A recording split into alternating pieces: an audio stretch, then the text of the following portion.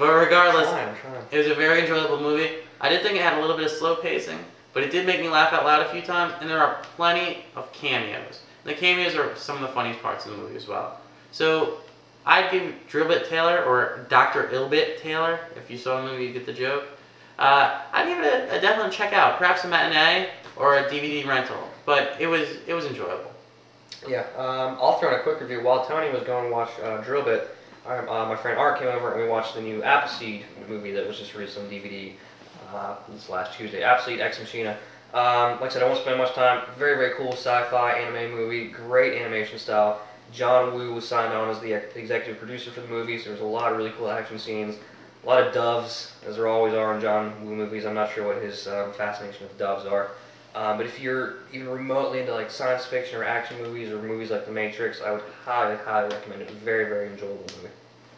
Exactly. And that's my review. Well, now we're going to transition, jump into our now playing. Andrew's going to do most of the talking here because unfortunately I've been kind of busy and taken away from video games. Well, the only game I've been playing really this week is on Xbox Live Arcade, N+. I know you're not a fan because you're not really into platformers, but I'm just going to go ahead and say straight out, if you are remotely into platformers, go ahead and download this game. 2 weeks ago, I downloaded the demo. Thor and I actually played the multiplayer. Very, very fun game. It's very simple, very stylized. It looks kind of like the stick fighter action Matrix scenes that were on the internet a few years ago.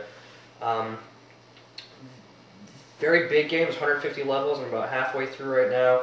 A lot of fun.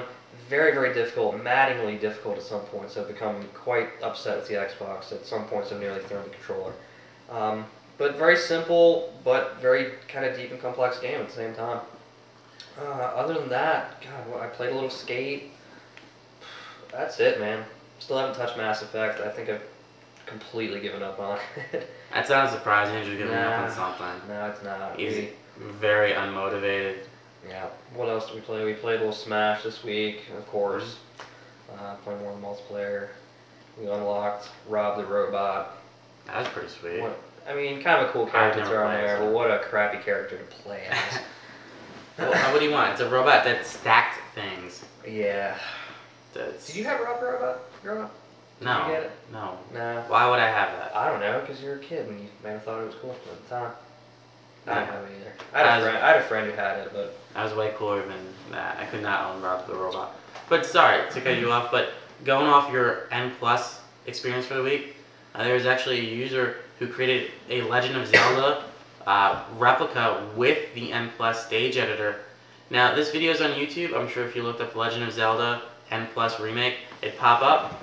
And it's quite intriguing. The user used N+ blocks, enemies, and walls to create the first few iconic levels of The Legend of Zelda on the NES. Honestly, I was watching this video, and it definitely hailed from The Legend of Zelda. Every scene looks exactly like it.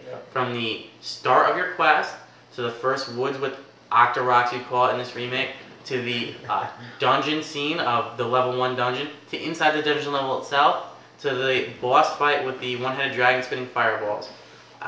It took me down a trip. Wait, it took me on a trip down memory lane, and it really just was so nostalgic. You've got to check out the video. Yeah. And maybe if Andrew could, we could put it up a couple clips for you, or perhaps a still picture. Windows Movie Maker only lasts so much. Who knows? Maybe I'll get my hands on the levels and try them out for you. You should see. Bet you'd like to get your hands on the levels. I would love to. Some hot Zelda levels. Yeah, too far. Yeah. Okay. What else we got? Well, actually, I'm gonna run into we're starting a new feature. The best part about being a podcast that nobody watches, I mean, 3 people, I mean, everyone watches, is that we can do whatever we want. If we felt like having a dance party right now, we could totally do Pants Off, Dance Off. Nobody's gonna sue us. Pants Off, Dance Off with you. I didn't ask yet. That was next episode.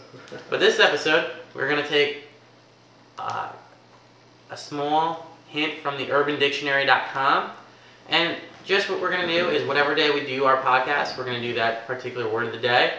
And today's word of the day is barsexual. The definition is a college-age girl who kisses other girls in bars and clubs, usually for attention and the approval of men, but not necessarily always.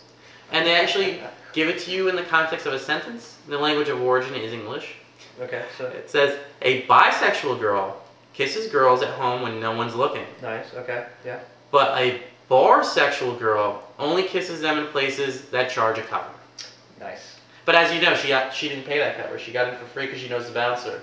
Yep. Yep. I think we saw a few bar sexuals when we were out for St. Patrick's Day a couple nights ago. I don't remember St. Patrick's Day. Well, I do. There are definitely a few bar sexuals running around. So. Oh yes, I do remember those bar sections. In the little black squares? Yes, I do remember them. Yeah. That's totally true. Yeah. That's never been more appropriate. Alright, now last but not least, we know that you've been waiting this week for nothing but our crazy internet pictures. I know that was our focus last week. It was a lot of fun and a lot more lighthearted. Unfortunately, we had a very normal week this week, so we had to give you some news before jumping into this. We got a few choice ones for you. We think that you're going to enjoy them. Yep, so let's go ahead and get started. The Wii's out of memory again, but whatever. We'll bring the picture up anyway. A local church has put up an advertisement trying to attract more people to come to their Easter morning service, and they are using the Wii to help with that. They have posted a picture of a Me Jesus inviting people to come to their service, and I'm not sure how I feel about that. It seems a little strange for a church to be doing that, but hey, any church that's down with video games, I'm sort of interested in, I guess. Any church that's down with video games obviously does not know how to look at the attract picture. It followers. says, come and follow me. me. Easter Sunday, 11 a.m. He's a little more tanned than normal, isn't he? I mean, I don't know about you, but do you know what Jesus looked like? I mean, do you? No, I have no idea. I guess, okay. You so could have been tan. He's tanner than the stereotype you grew up with. How about that? Okay. There you go. So. It's like Daddy just hit mommy at the dinner table. But we're still trying to eat. I'd still eat. I'm hungry. It's food. So that's that. Me Jesus. Kind of cool. You know, that's the one character we haven't put in our me yet. We've got Hitler, but we don't have Jesus. Because Hitler's hilarious. And Jesus is argumentative. Yeah. I bet he's good at bowling though. Well, one might say he's immaculate. Next picture. Mm-hmm. I was just getting started. Next picture. Okay. It's honestly a little bit creepy. Little. Yes. Andrew, I'll let you take this one. You're more familiar with the series than I am. Well, this is from the Silent Hill series. I'm not sure where this picture was taken, but instead of making a snowman, they've made a pyramid head from Silent Hill, and they've covered him in, I hope that's fake blood, or juice or something. It's probably pig's blood. Ugh. Anyway, that's terrifying. Not your usual very happy snowman. It's, I mean, how can a guy with a pyramid head be happy? he's just misunderstood. He's got a giant pyramid for a head. What's there to understand? How does he breathe? It's just a mask. He's fine. That's creepy. I don't know what possesses someone to do that, though. Snow's all about having fun. That's just creepy. Just say snow to Pyramid Head Snowman. Say snow to your jokes. All right. All right. Next picture.